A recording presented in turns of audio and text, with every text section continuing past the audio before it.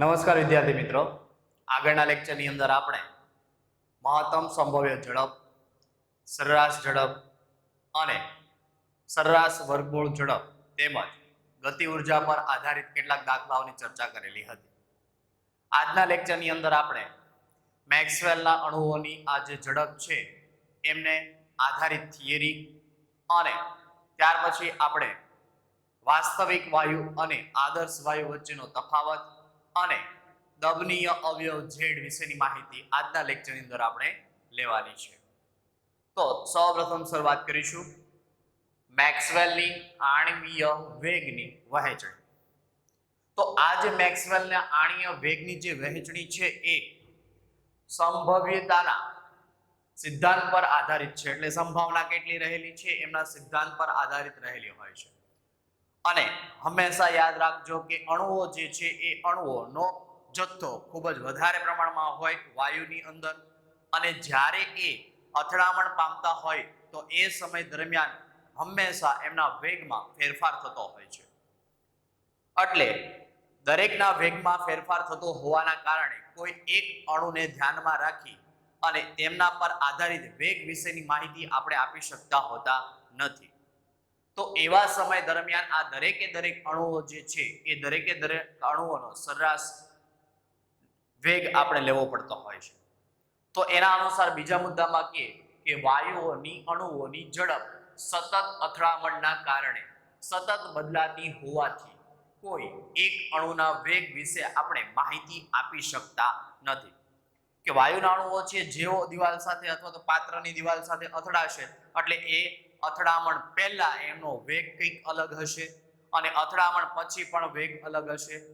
તો દરેકે દરેક અણુઓનો વેગ અલગ અલગ હોઈ શકે. દરેક અણુનો વેગ કોઈકનો ઝડપ હોય, કોઈકનો વધુ ઝડપથી હોય, કોઈકનો ઓછી ઝડપથી હોય. અથડામણ પછી કોઈકના વેગમાં ઘટાડો થતો હોય તો કોઈકના વેગમાં વધારો થતો હોય. તો આવી બધી સંભાવના થતી હોય તો એ સમય દરમિયાન આપણે કોઈ એક અણુને ધ્યાનમાં રાખીને એના વેગ વિશેની માહિતી આપણે આપી શકતા હોતા નથી.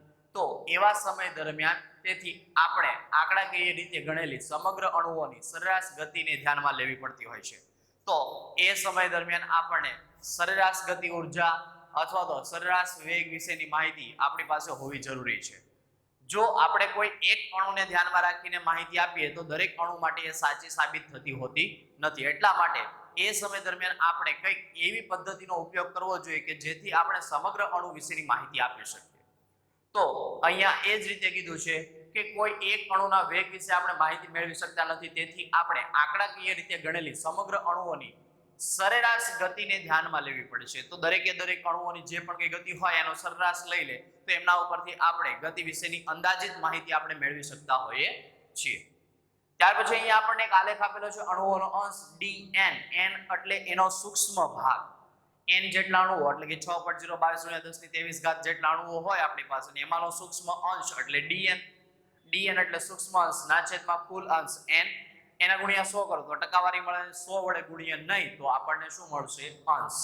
અને એ અંશ વિરુદ્ધ ઝડપનો આપણે જ્યારે આલેખ દોરીએ છીએ તો એ સમય દરમિયાન આ રીતેનો આપણે કંઈક વક્ર પ્રાપ્ત થતો હોય છે. તો આ વક્ર પ્રાપ્ત થાય તો એમાં એવું કહેવાય કે અહીંયા શરૂઆતમાં એમની ઝડપ અણુઓની ઓછી હશે, જ્યારે અહીંયા અણુઓની ઝડપ વધારે હશે. પણ આમ સરેરાશ જોવા જઈએ તો આ અણુઓનો અહીંયાથી લઈ લઈએ તો આ અંશનો જે ભાગ છે એ ખૂબ જ ઓછો આપણને પ્રાપ્ત થતો હોય છે. જ્યારે અહીંયા જોવા જાવ તો આ મહત્તમ આપણને પ્રાપ્ત થયો વધુમાં વધુ, તો એ વધુમાં વધુ અંશ જો તો અણુઓનો અંશ વધારે અહીંયા પ્રાપ્ત થાય છે કે જે આપણે મહત્તમ સંભવ્ય ઝડપ તરીકે એટલે કે વી મોસ્ટ પ્રોબેબલ તરીકે આપણે એમને ઓળખીએ છીએ. કે અહીંયા અણુઓનો અંશ વધારે મળે છે, અહીંયા અણુઓનો અંશ આપણને ઓછો મળે છે. એટલે આનો અર્થ એવો થઈ ગયો કે ઓછી ઝડપ ધરાવતા અણુઓ અને વધુ ઝડપ ધરાવતા અણુઓનો અંશ આપણી પાસે કેવો હશે? ઓછો હશે. પણ સરેરાશ જે ઝડપ હશે એવા અણુઓનો અંશ આપણી પાસે કેવો હશે? વધારે. ફરીથી વાત કરીએ કે અહીંયા અણુઓ જે છે એની ઝડપ કેવી હોય? અહીંયાથી હું ધારો કે લઉં તો અહીંયા એની ઝડપ મળશે. તો એ અણુઓની ઝડપ જે છે એ ઓછી ઝડપ ધરાવતા અણુઓ છે. ઓછી ઝડપ ધરાવતા અણુઓનો અંશ કેટલો? તો આટલો. જ્યારે વધુ ઝડપ ધરાવતા અણુઓ તો અહીંયાથી હું ઝડપ લઉં તો વધુ ઝડપ મળશે મને. પણ એ અણુઓનો અંશ કેટલો તો એ પણ એટલો જ. તો વધુ ઝડપ ધરાવતા અને ઓછી ઝડપ ધરાવતા અણુઓનો અંશ આપણી પાસે કેવો હશે? ખૂબ જ ઓછો હશે. પણ આ જે ઝડપ મળે છે એને અંદાજિત આ બંનેની સરેરાશ ઝડપ કહી શકો. તો સરેરાશ ઝડપ ધરાવતા અણુઓનો અંશ કેટલો તો વધારે આપણને પ્રાપ્ત થાય છે. તો આલેખ પરથી સ્પષ્ટ થાય છે કે ખૂબ જ ઓછી, ખૂબ જ વધુ ઝડપ ધરાવતા અણુઓનો અંશ હંમેશા આપણને કેવો પ્રાપ્ત થાય છે? ઓછો. અણુઓનો મહત્તમ અંશ સામાન્ય ઝડપ ધરાવે. અણુઓનો મહત્તમ અંશ જે કેવી ઝડપ ધરાવશે? સામાન્ય ઝડપ ધરાવે, જે વક્રની ટોચ પર મળે છે, જેને મહત્તમ વધુમાં વધુ સંભવ્ય ઝડપ એટલે કે વી મોસ્ટ પ્રોબેબલ તરીકે ઓળખવામાં આવે છે. તો આ આલેખ વિશેની માહિતી આપી કે જેમાં ઓછી ઝડપ ધરાવતા અણુઓનો અંશ વધુ ઝડપ ધરાવતા અણુઓનો અંશ ખૂબ જ ઓછો હશે, જ્યારે સરેરાશ ઝડપ ધરાવતા અણુઓનો અંશ આપણને વધુ પ્રાપ્ત થાય, જેને આપણે મહત્તમ સંભવ્ય ઝડપ વી મોસ્ટ પ્રોબેબલ તરીકે ઓળખીએ છીએ, અને એ હંમેશા આપણને ટોચ પરના ભાગ પર પ્રાપ્ત થતો હોય છે. હવે આપણી પાસે એક બીજો આલેખ અહીંયા આપેલો છે. એ આલેખની અંદર અહીંયા જોઈશું તો આ રીતેનો જ આલેખ છે કે જેમાં ઓછી ઝડપ ધરાવતા અણુઓનો અંશ ઓછો છે, વધુ ઝડપ ધરાવતા અણુઓનો અંશ ઓછો છે, અને સરેરાશ ઝડપ ધરાવતા અણુઓનો અંશ એ આપણને વધારે પ્રાપ્ત થાય છે, જેને આપણે વી મોસ્ટ પ્રોબેબલ તરીકે ઓળખીએ છીએ. હવે વી મોસ્ટ પ્રોબેબલ, તો અહીંયા વી મોસ્ટ પ્રોબેબલ મળશે આપણને. આ આપણને મળી ગયું વી મોસ્ટ પ્રોબેબલ. અને હવે અણુઓનો અંશ જે સૌથી ઓછો છે એ અહીંયા આપણને પ્રાપ્ત થયો, તો એમને આપણે VRMS તરીકે ઓળખતા હોઈએ છીએ. અને આ બંને અંશ વચ્ચે અથવા તો બંનેની જે ઝડપ છે એમની વચ્ચેની ઝડપ, જેને આપણે વી એવરેજ તરીકે ઓળખતા હોઈએ છીએ, તો વી એવરેજ અહીંયા પ્રાપ્ત થઈ ગઈ.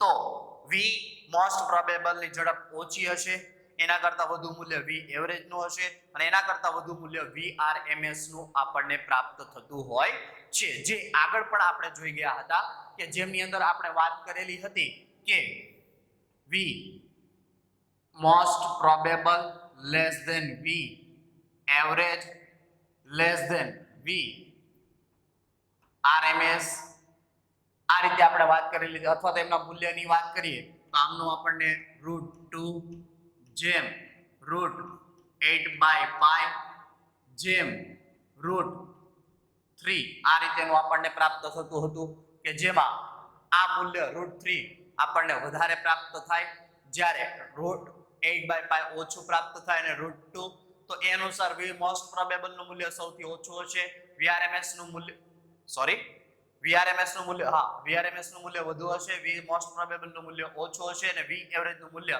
બંનેની વચ્ચેનું આપણને પ્રાપ્ત થતું હોય છે. તો આ થઈ ગઈ આપણે મેક્સવેલના આણીય વેગ વચ્ચેની વેગની વહેંચણી, કે જેમાં ટોચ ઉપરનો જે ભાગ મળે છે જેને આપણે વી મોસ્ટ પ્રોબેબલ કહીએ છીએ, અને સૌથી ઓછી ઝડપ છે એને VRMS તરીકે ઓળખશું, જેનું મૂલ્ય આપણને મિનિમમ પ્રાપ્ત થશે. VRMS મિનિમમ, વી મોસ્ટ પ્રોબેબલ તો એમનો અણુઓનો અંશ મેક્સિમમ. જો અહીંયા જે વાત કરું છું અહીંયા મિનિમમ નો અર્થ થયો કે એમના અણુઓનો અંશ મિનિમમ હશે, મેક્સિમમ નો અર્થ થયો કે એમના અણુઓનો અંશ વધુમાં વધુ હશે. જ્યારે મૂલ્યની વાત કરીએ ત્યારે વી મોસ્ટ પ્રોબેબલ નું મૂલ્ય ઓછું હોય, VRMS નું મૂલ્ય વધુ હોય છે. આ મૂલ્ય આધારિત છે. અને અહીંયા મેક્સિમમ નો જે અર્થ કરેલો છે એ અણુઓના અંશના સંદર્ભમાં કરેલો છે, કે મોસ્ટ પ્રોબેબલ વેગ ધરાવતા હોય એવા અણુઓનો અંશ કેવો તો મેક્સિમમ એટલે વધુમાં વધુ હશે. VRMS અણુ ધરાવતા અણુઓનો વેગ જે હશે એ અણુઓનો અંશ એ મિનિમમ હશે, અને આ બંનેની વચ્ચેનો અંશ આપણને મળશે વી એવરેજ. વી મોસ્ટ પ્રોબેબલ તો એમના સૂત્ર પર આધારિત આપણે મૂલ્ય લખી દીધેલા હતા, અને આગળ પણ એમની ચર્ચા કરેલી હતી. તો આ માહિતી પહેલા લખી દો, ત્યાર પછી આપણે આગળ વધીશું.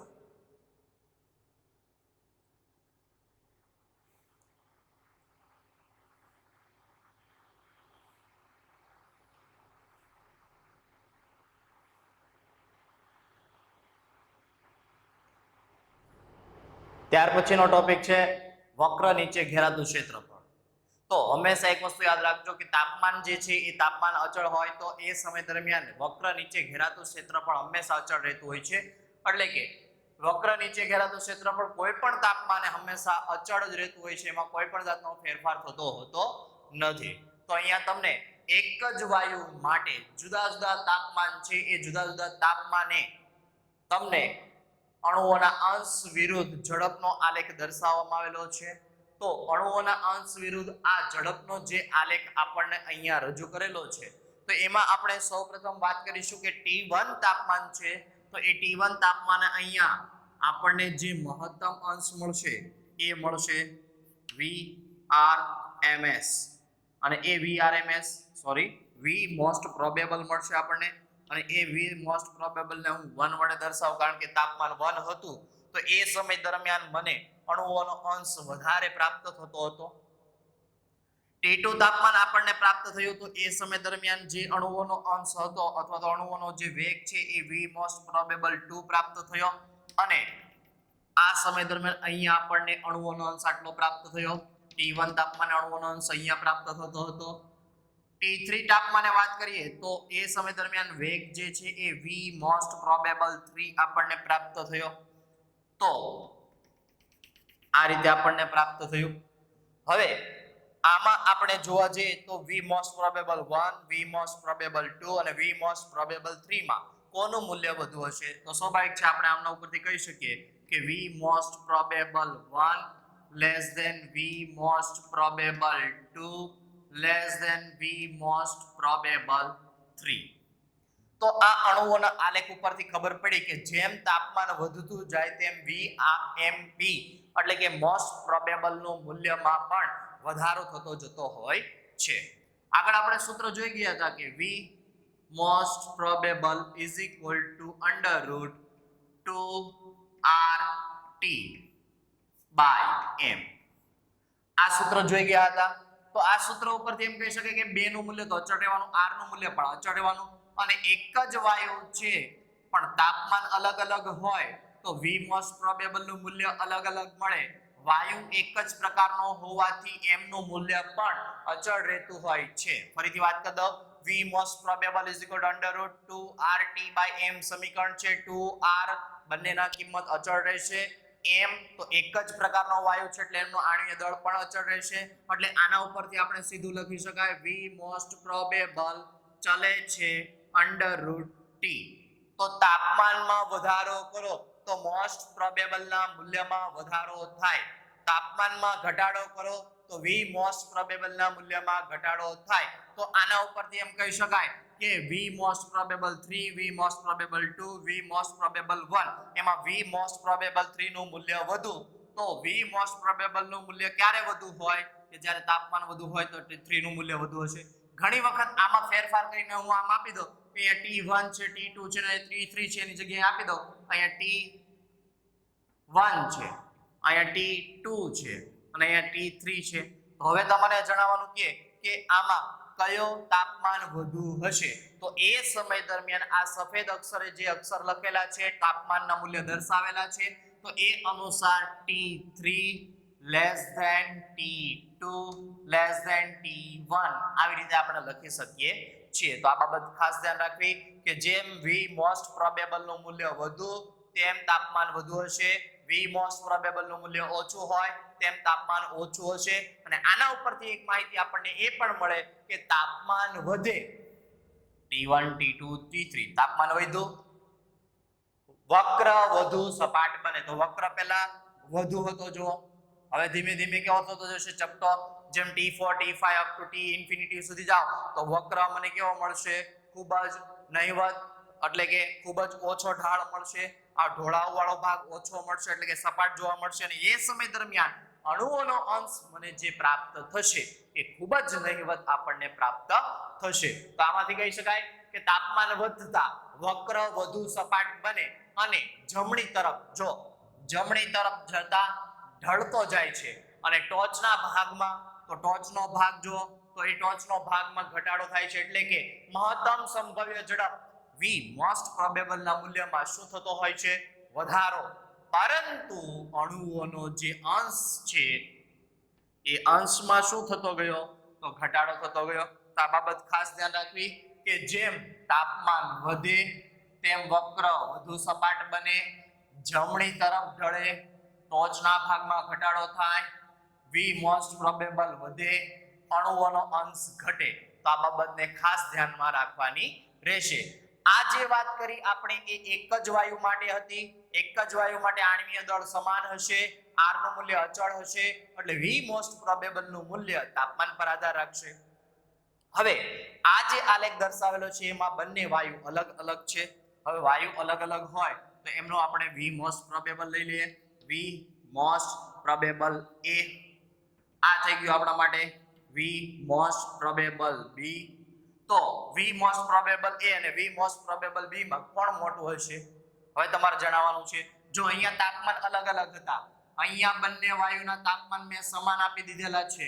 અહીંયા અણુઓનો જથ્થો, અણુઓનો અંશ પ્રાપ્ત થયો છે, જેમાં તાપમાન સમાન છે પણ અણુઓનો અંશ કોનો વધુ હશે કોનો ઓછો હશે? તો આલેખ ઉપરથી તમે એમ કહી દો કે ભાઈ વાયુ બી છે એનો અણુઓનો અંશ વધુ હશે, વાયુ એ નો અણુઓનો અંશ વધુ હશે, વાયુ બી ના અણુઓનો અંશ ઓછો હશે. પણ વી મોસ્ટ પ્રોબેબલ અને વી મોસ્ટ પ્રોબેબલ બી એ બંનેમાં મૂલ્ય કોનું વધુ હશે? વી મોસ્ટ પ્રોબેબલ એ, વી મોસ્ટ પ્રોબેબલ બી, આ બેમાં મૂલ્ય કોનું વધુ હશે? તો વાયુ બંને અલગ અલગ છે એટલા માટે સૂત્ર ફરીથી લખીશું. V most probable is equal to √2RT/m. હવે તાપમાન તો બધામાં સમાન છે, બે નું મૂલ્ય અચળ રહેશે, r નું મૂલ્ય અચળ રહેશે, તાપમાન બધામાં સમાન રહેશે બંને વાયુ માટે. તો આના ઉપરથી સીધું લખી શકાય વી મોસ્ટ પ્રોબેબલ ચલે છે 1/√m. અને મેં બંનેના આણ્વીય દળ પણ આપી દીધેલા છે. એમાં Ma નું આણ્વીય દળ વધુ છે, Mb નું આણ્વીય દળ ઓછું છે. તો હવે આના ઉપરથી એમ કહી શકાય કે જેનું આણ્વીય દળ વધુ તેનો વી મોસ્ટ પ્રોબેબલ મહત્તમ સંભવ્ય ઝડપ ઓછી હશે, જેનું આણ્વીય દળ ઓછું હશે એમની વી મોસ્ટ પ્રોબેબલ વધુ હશે. તો Ma નું આણ્વીય દળ વધુ એટલે એનો મોસ્ટ પ્રોબેબલ ઓછો, Mb નું આણ્વીય દળ ઓછું એટલે એનો વી મોસ્ટ પ્રોબેબલ વધુ. એટલે આમની અંદર આપણને પ્રાપ્ત થશે V most probable A less than V most probable B. આપણને એટલે કે વાયુ બી ના અણુઓની મહત્તમ સંભવ્ય ઝડપ વધુ હશે, વાયુ એ ના અણુઓની મહત્તમ સંભવ્ય ઝડપ ઓછી આપણને પ્રાપ્ત થતી હોય છે. તો આ બાબત ખાસ ધ્યાન રાખવી કે Ma નું મૂલ્ય વધુ છે, એમનું આણ્વીય દળ વધુ હશે તો એમની મોસ્ટ પ્રોબેબલ ઓછી આવશે, જેમનું આણ્વીય દળ ઓછું હશે એની મોસ્ટ પ્રોબેબલ આપણને વધુ પ્રાપ્ત થશે. તો આ આલેખ ઉપરથી આપણે સરળતાથી સમજી શકીએ કે અહીંયા શરૂઆતમાં ઓછી ઝડપ ધરાવતા અણુઓનો અંશ ઓછો હશે, વધુ ઝડપ ધરાવતા અણુઓનો અંશ પણ ઓછો હશે, મહત્તમ સંભવ્ય ઝડપ ધરાવતા અણુઓનો અંશ વધુ હશે. તાપમાન વધે તેમ વી મોસ્ટ પ્રોબેબલ વધે, આણ્વીય દળ જેમ ઓછું એમ મોસ્ટ પ્રોબેબલ વધુ, આણ્વીય દળ વધુ તેમ મોસ્ટ પ્રોબેબલ ઓછું. એકબીજાના વ્યસ્ત પ્રમાણમાં હશે તો આ બાબતને ખાસ ધ્યાન રાખવી. એક જ વાયુ માટે તાપમાન અલગ અલગ હોય, એક કરતા વધુ વાયુ માટે તાપમાન સમાન હોય તો બંને પરિસ્થિતિની અંદર આપણને વક્ર નીચે ઘેરાતા ક્ષેત્રફળ જે હશે એ ક્ષેત્રફળ એમનું એમ જ પ્રાપ્ત થશે, એમાં કોઈ વધારો કે ઘટાડો થશે નહીં. એવું અહીંયા જ કહી દીધું કે વક્ર નીચે ઘેરાતું ક્ષેત્રફળ કોઈ પણ તાપમાને હંમેશા અચળ રહેતું હોય છે. તો આ બાબતનું ખાસ ધ્યાન રાખવું અને આ બંને માહિતી લખી દો.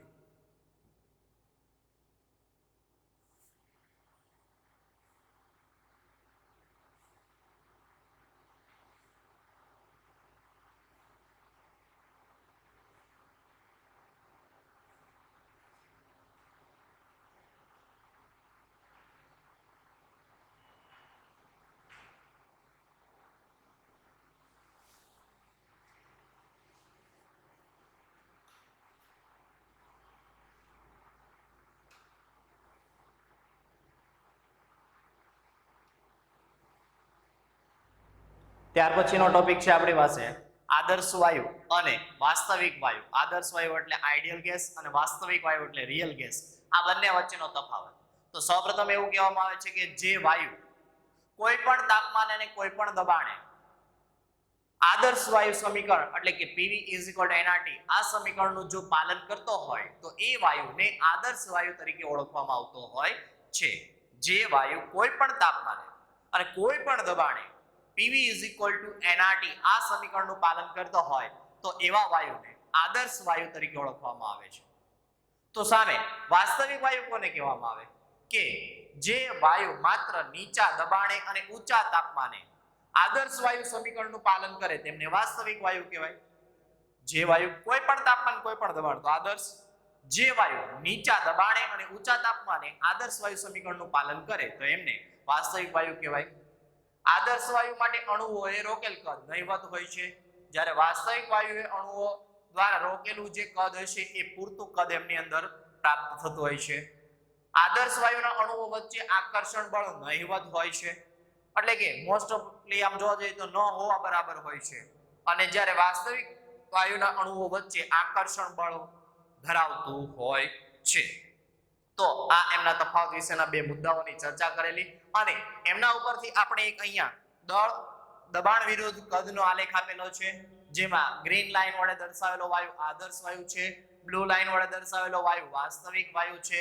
અને અહીંયા એક પરિસ્થિતિ એવી નિર્માણ પામે છે કે જે સમય દરમિયાન આદર્શ વાયુ અને વાસ્તવિક વાયુ એ બંને, એટલે કે આમ જોવા જઈએ તો વાસ્તવિક વાયુની વર્તુણક આદર્શ વાયુ જેવી થતી જોવા મળે છે. આ બિંદુ એવું હશે કે જે બિંદુએ વાસ્તવિક વાયુની વર્તુણક આદર્શ વાયુ જેવી જોવા મળતી હોય છે. એટલે આ જે બિંદુ છે એ બિંદુએ વાસ્તવિક વાયુની વર્તુણક કોના જેવી જોવા મળે?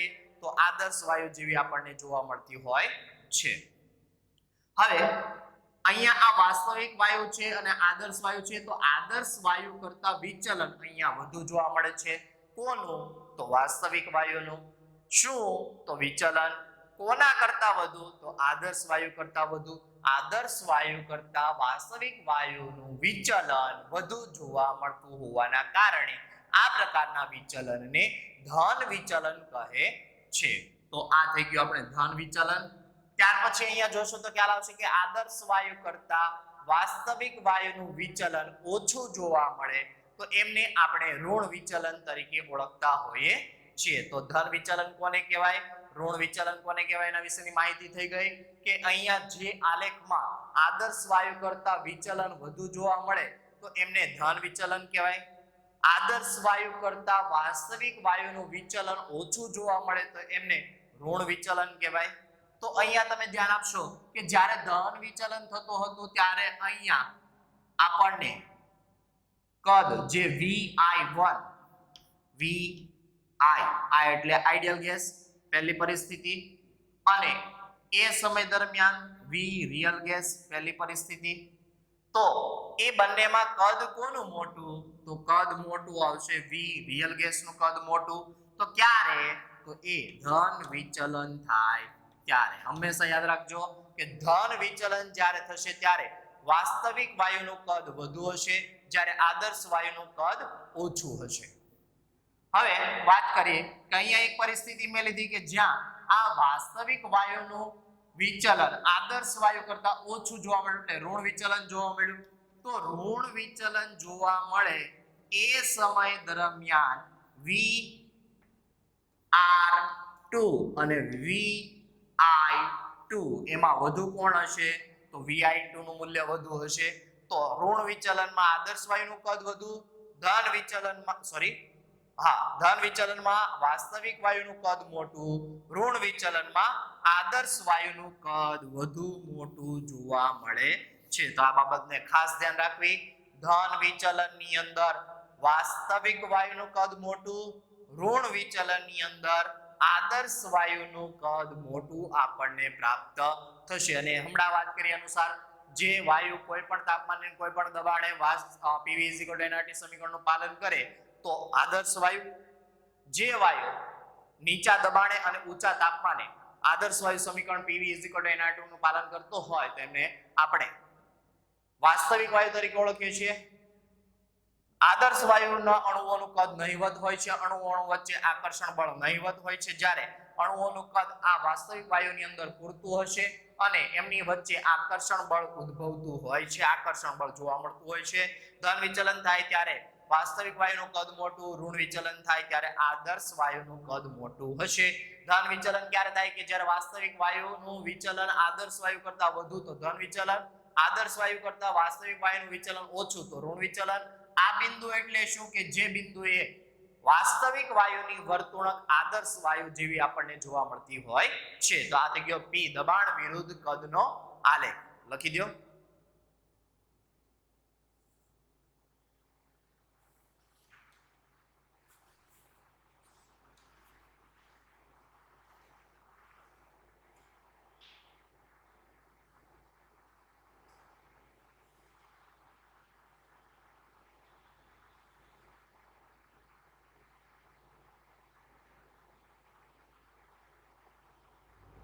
ત્યાર પછીનો ટોપિક છે આપણી પાસે એ છે દબનીય અવયવ. તો દબનીય અવયવ Z તરીકે આપણે ઓળખતા હોઈએ છીએ અને Z પરથી આપણે વિચલન વિશેની માહિતી પ્રાપ્ત થતી હોય છે, એટલે તે વાયુના વિચલનની માહિતી આપતું હોય છે. તો Z તો એમનું મૂલ્ય કઈ રીતે ગણી શકાય? તો એના માટેનું સૂત્ર છે Z PV/nRT અથવા V રિયલ એટલે કે વાસ્તવિક વાયુનું કદ ના છેદમાં આદર્શ વાયુનું કદ. તો હવે આ તો આપણને ખબર પડી જાય કે દબાણ, કદ, મોલ, r, વાયુ અચળાંક, તાપમાન એ બધાની કિંમત આપેલી હોય તો Z ની કિંમત મળી જાય. પણ V રિયલ અને V આઈડિયલ આપેલા કેવી રીતે હશે, કેવી રીતે શોધવાનું? તો એમની માહિતી આપણે અહીંયા લખી દઈએ કે V રિયલ અને V આઈડિયલ. આ બાબત ખાસ ધ્યાન રાખવી કે જ્યારે તમને દાખલાની અંદર કદ આપેલું હોય તો એ હંમેશા તમારું રિયલ થશે.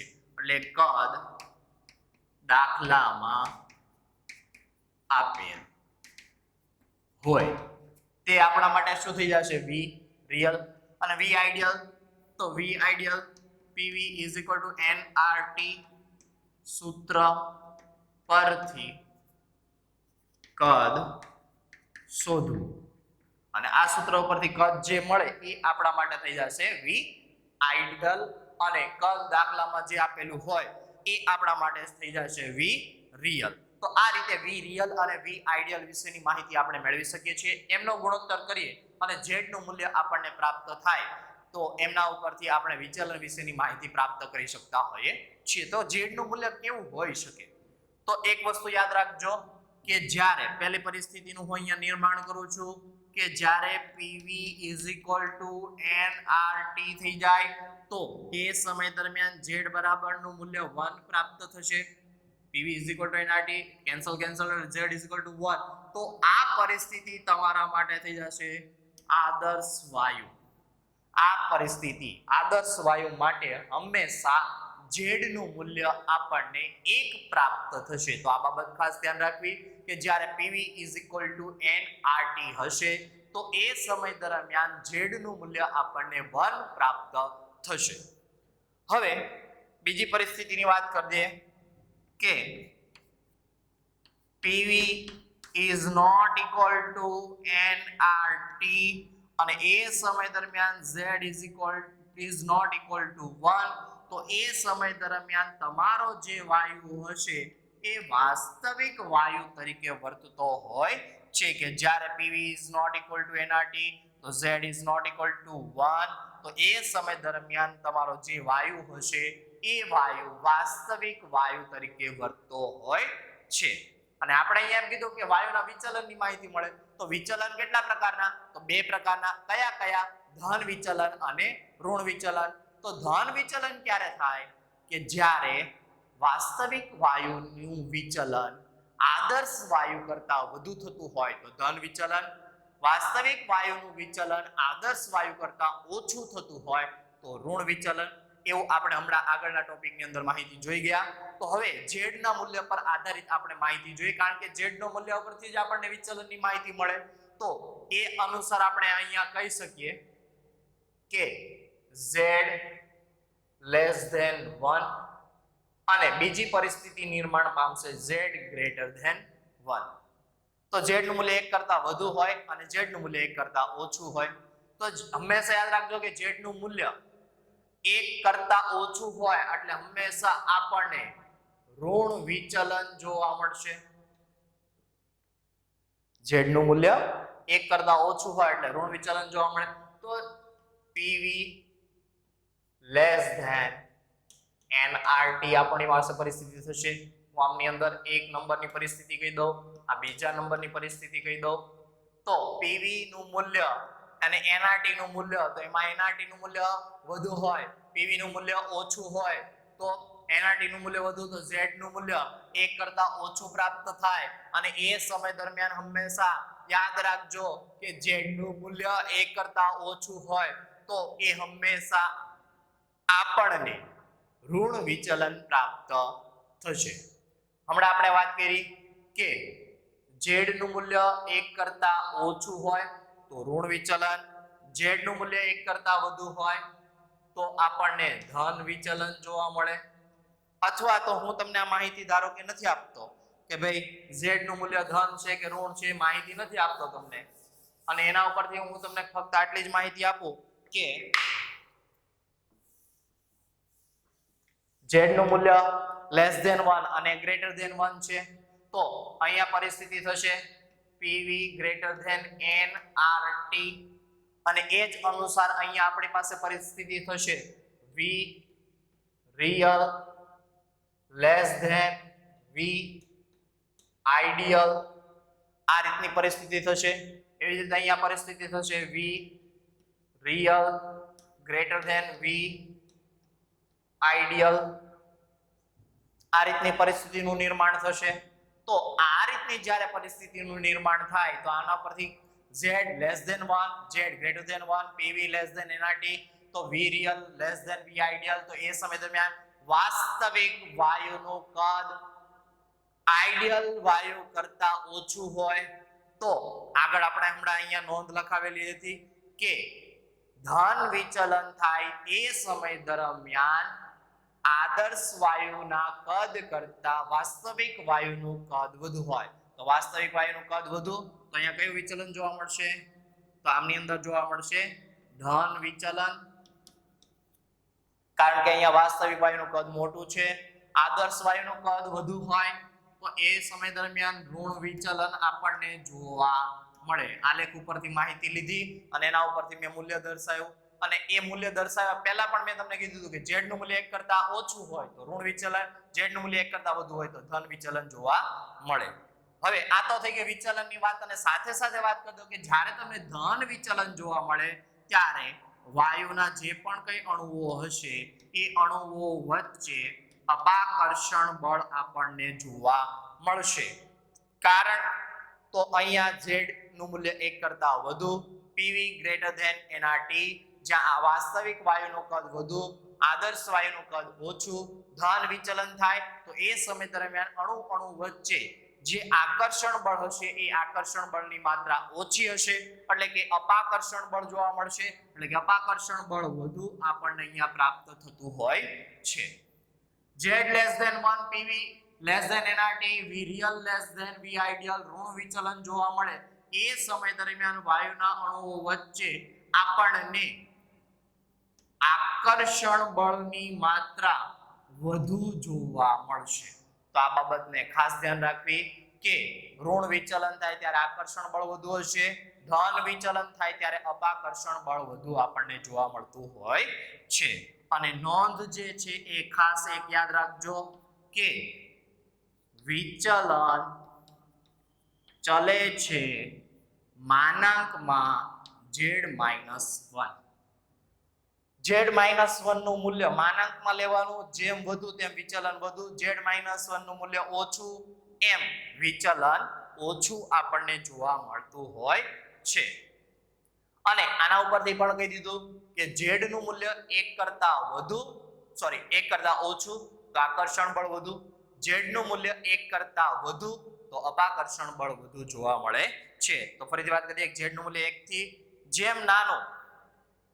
જેમ નાનો તેમ આકર્ષણ બળ વધુ, અને z નું મૂલ્ય 1 કરતા વધુ તેમ અપાકર્ષણ બળ વધુ. તો આ માહિતી છે એ ખાસ ધ્યાન રાખવી, અને આ માહિતી પર આધારિત આપણે દાખલા જોઈશું, અને એ દાખલા ઉપરથી આપણે નક્કી કરવાનું રહેશે કે કોનું આકર્ષણ બળ વધુ, કોનું અપાકર્ષણ બળ વધુ, અને કોણ ધન વિચલન પામે, કોણ ઋણ વિચલન પામે, કોનું વિચલન વધુ હશે, કોનું વિચલન ઓછું હશે. તો આવા દાખલાઓ નેક્સ્ટ લેક્ચરની અંદર આપણે જોવાના છે. તો આ માહિતી ખાસ ધ્યાન રાખવી.